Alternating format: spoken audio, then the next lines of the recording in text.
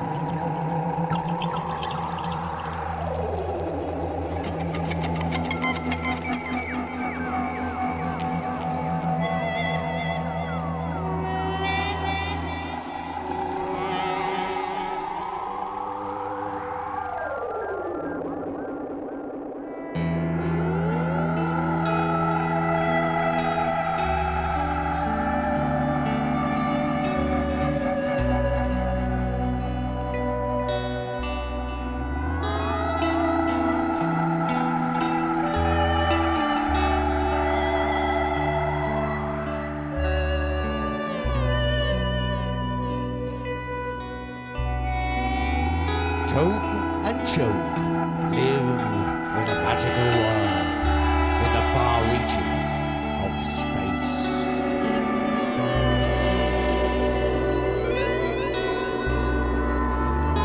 Their home is on a small dwarf planet called Trinta.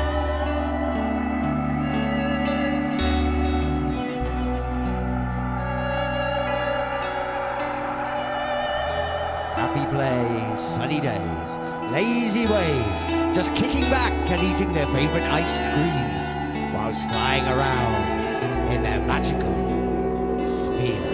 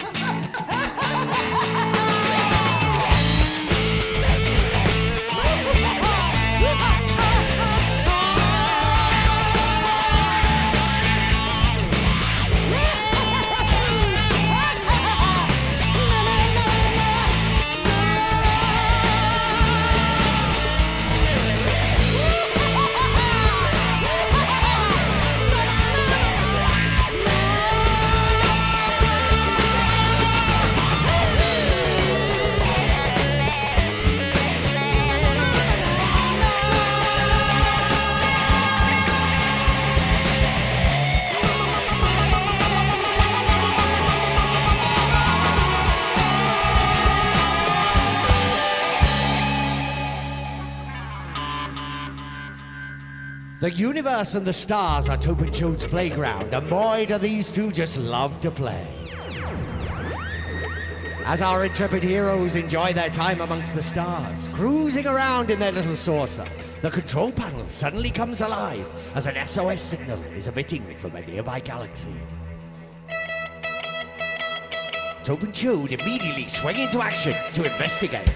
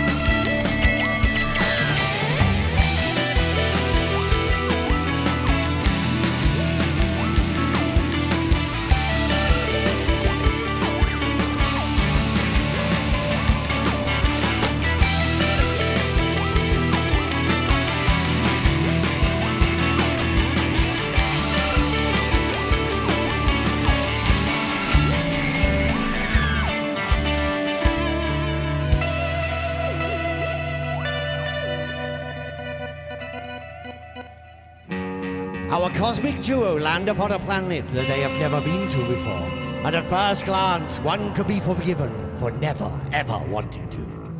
The rough terrain and volcanic landscape, a dark, foreboding atmosphere, fills our heroes with an uncomfortable feeling of dread. As they disembark from the sphere, cautiously, they search for the source of the signal. An eerie quiet pervades the dark planet. As they search the desolate surface, yet there is no sign of the distressed craft, although both of them get a strange feeling that they are being watched. Suddenly, from out of nowhere, spacecraft and laser fire! Tope and Chode have been led into an ambush!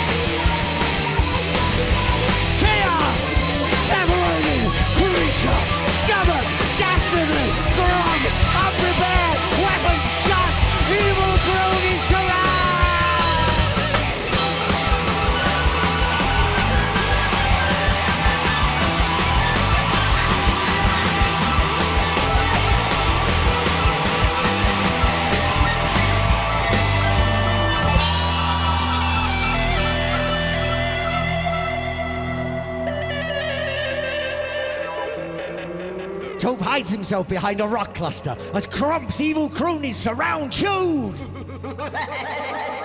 Before Tope can do anything, a large spacecraft hovers overhead and sucks Chode off into the atmosphere. Tope muffles a scream and watches helplessly as the evil cronies board their crafts before flying off into the cosmos.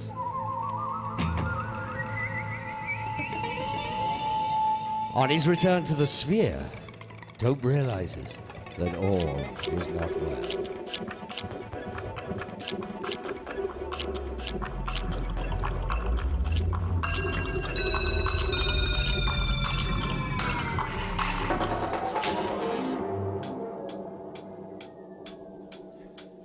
Clock 2 is going backwards. Clocks 3, 4, 5 are smoking. 7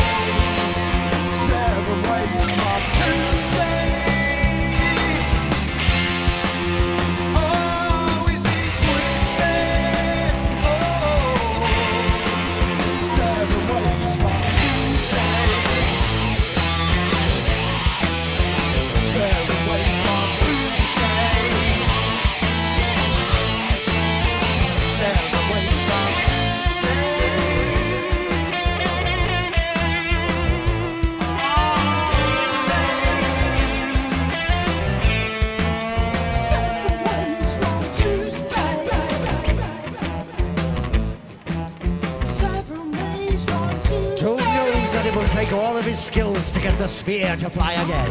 Without Joe's etheric composite, which powers and works the clocks through his cosmic composite, the sphere is virtually immobile. Although, Joe knows that if he wires one clock to another clock, to another clock, to another clock, to another clock,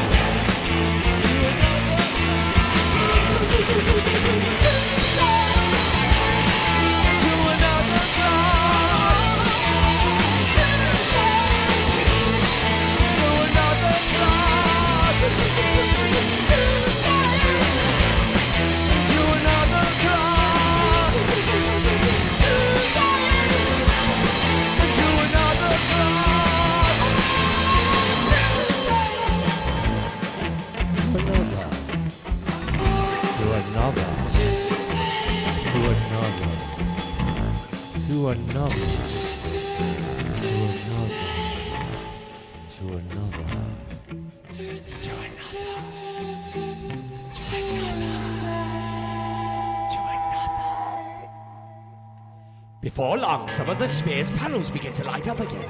Just a few more adjustments, he says to himself, before the familiar sound of the anti-grav modulators fire into action.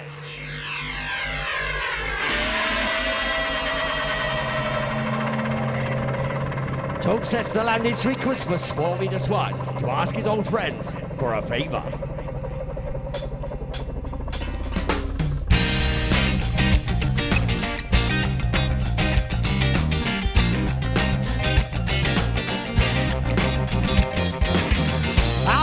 Zero is lost in space, taken from the home where he felt so safe. My captured friend in need of help, and I can't describe this pain that's felt. Right now I'll head for the stars, the nebula of the north and an eye on the top, and the systems of the moons where I know he can hide on the outer rim, the dark side.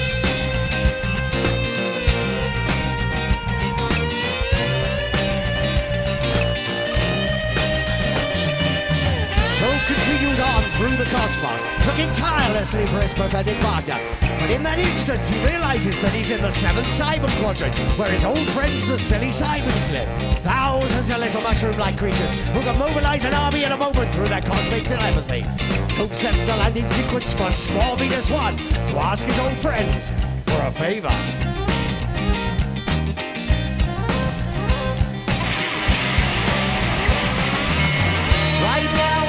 The star, never in the north and an eye on the chart, and the systems of the moons where I know he can hide on the outer rim, the dark side.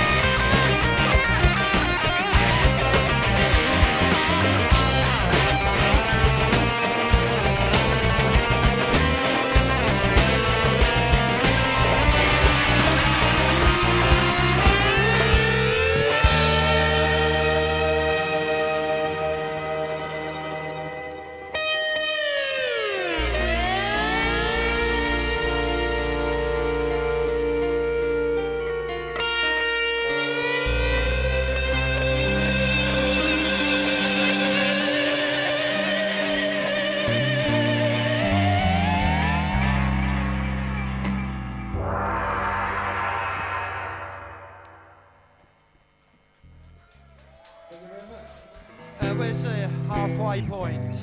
Halfway. This is a very tender moment between Tope and Chode as they communicate through the power of the mind.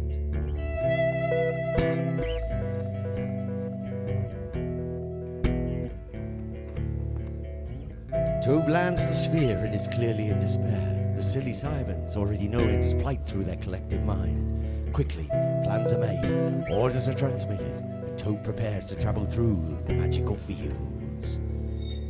Take the way to the magic fields. Take the way to the magic fields. Child's been turned. I see the sun. Take the way to the magic fields. Hear me, I see fields of green, got that taste on my tongue, for the weight of my mind in between. I believe you can flow through my love, and your eyes open wide, homing on my sides with you. To the magic fields, see the sun.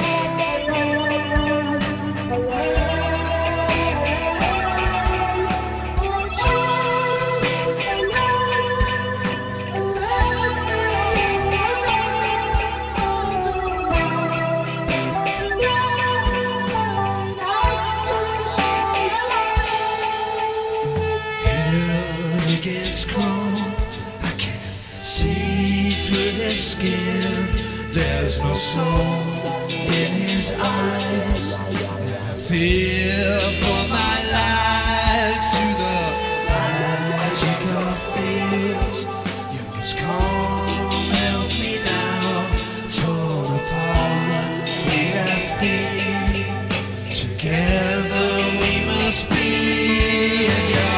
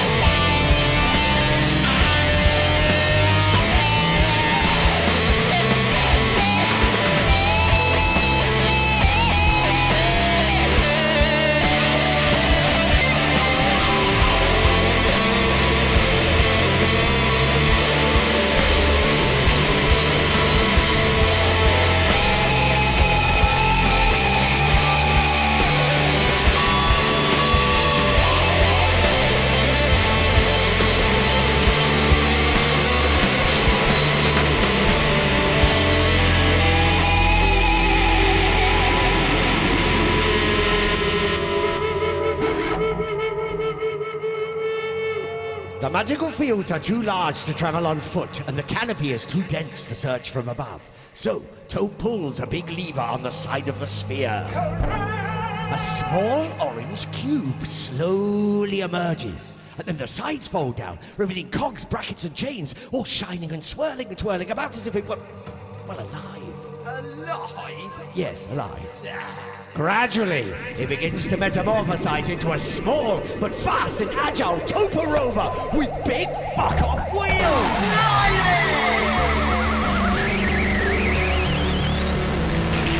I'm coming for you, Joe. I'm coming for you, Joe. Nothing's gonna stop me in my big track. In my big track.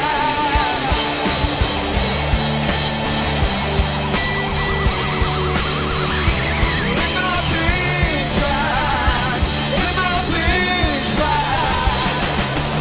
In my big track, in my big track, in my big track, on the passerelle,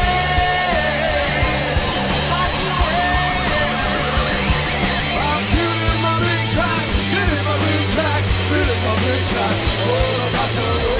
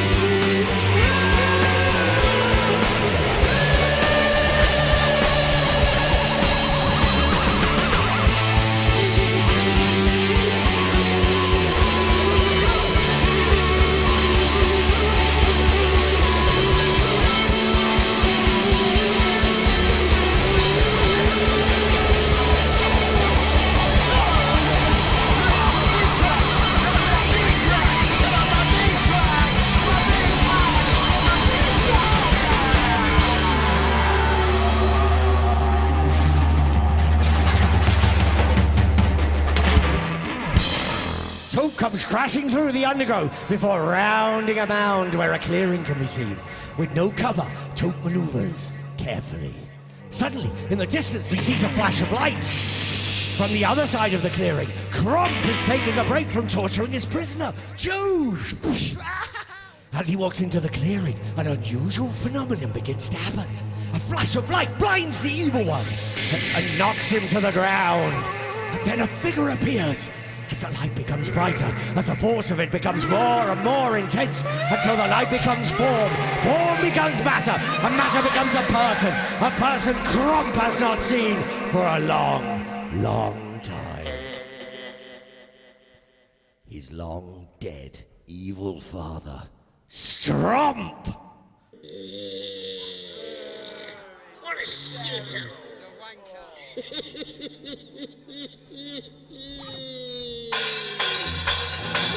Well, here I am, a blast from the past. The miserable, dark shadows I cast. From death I evoke, hatred and fear. To help in the present, so here I appear. And so, my son, you've got to be cold. Go back to your lair and kill that show.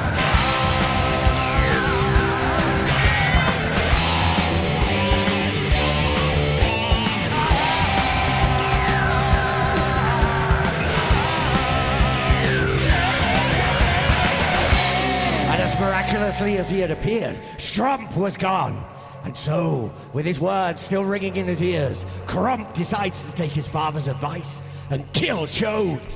Meanwhile, from the other side of the clearing, Tope is baffled by the commotion, although clearly recognizes the figure that now stands before him. Tope stands, steps forward, and as he does so, he steps upon a twig. The echo of which alerts Crump to Tope's presence. Their eyes lock, rooted to the spot. Who would move first? Crump begins to run at Tope. Tope begins to run at Crump. And then from out of the ether, the silly Cyber Army materialize and begin their attack.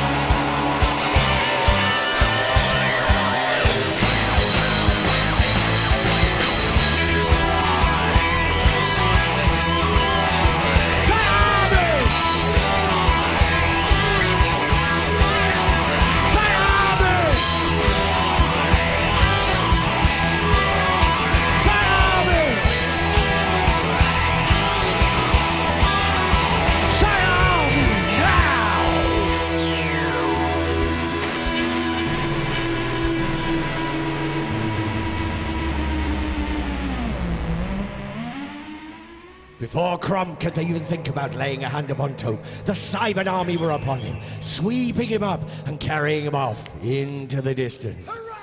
Tope knew that his battle with Crump would have to wait for another day before turning his attention to the serious business of rescuing his captured friend. Crump's lair was a short sprint from where he was standing. On entering the lair, Tope was met with a vortex destabilizer, which held Chode in a dematerialized state. Tope hastened to the control panel and started the process of bringing his friend back to this world. Before long, Chode's body began to appear from out of the ether, and when the machine had finally powered down, our dynamic duo were once again reunited.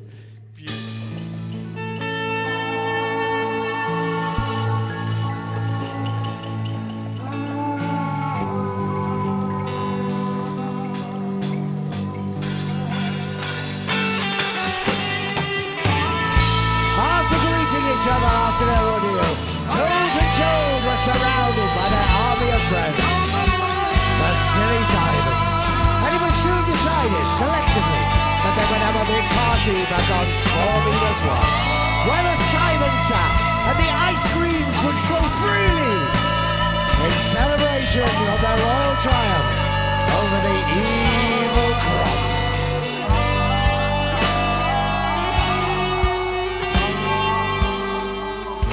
How fucking marvelous. Woo! Tope's fair, 1 in a million. Tope's fair, we passed next year. Tope's fair. Tope's clocks, calibrated right. Tope waits, the top inside. Tope's fair. Tope's fair, 1 in a million. Tope's fair, we passed Neptune. Tope's fair. Tope's clocks, calibrated right. Tope waits, the top inside. Tope's fair. Tope's fair. Tope's fair. Tope's fair. Tope's fair.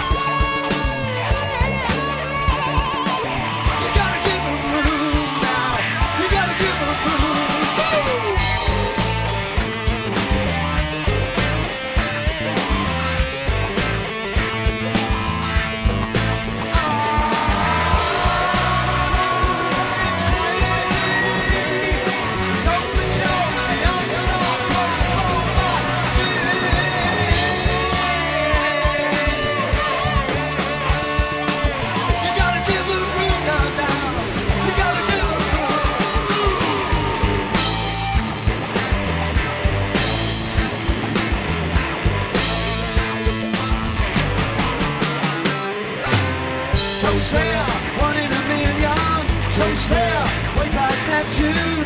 Tope's fair. Tope's clocks, calibrated right. Tope waits, the Tope inside. Tope's fair. Tope's fair. Tope's fair. Tope's fair. Tope's fair. Thank you very much. Thank you, you beautiful people. I don't know how we are for time. Have we got time for one more? One more? I think we're all right.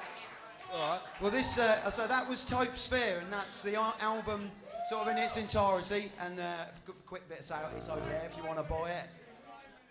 9 minutes, lovely. Right, okay, well, we could do 1 or 2, so we'll stop messing about. This is called Space Witch. Woo!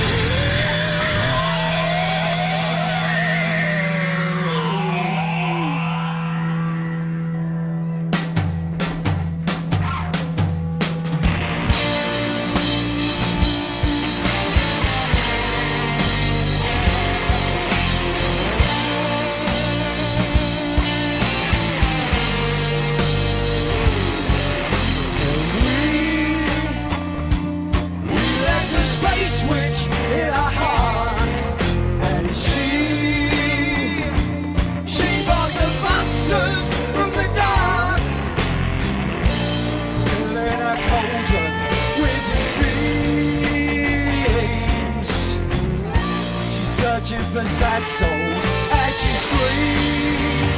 Yeah, you never know, she's the space witch.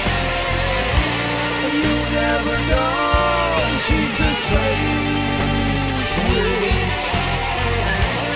You never know, she's the space witch. And you never know, she's the space witch.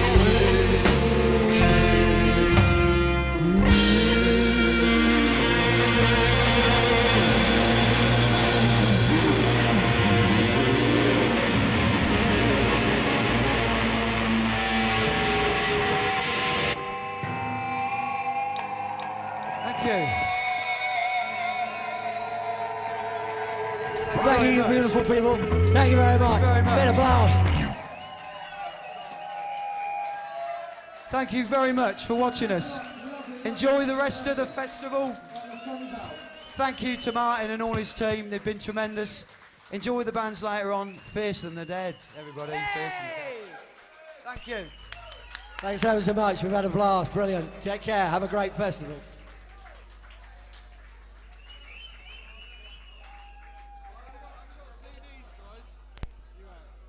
Okay, now they do have CDs, so if you enjoyed that, go and check them out at the merchandise stall. CDs and T-shirts. Thank you very much. Orange Clocks.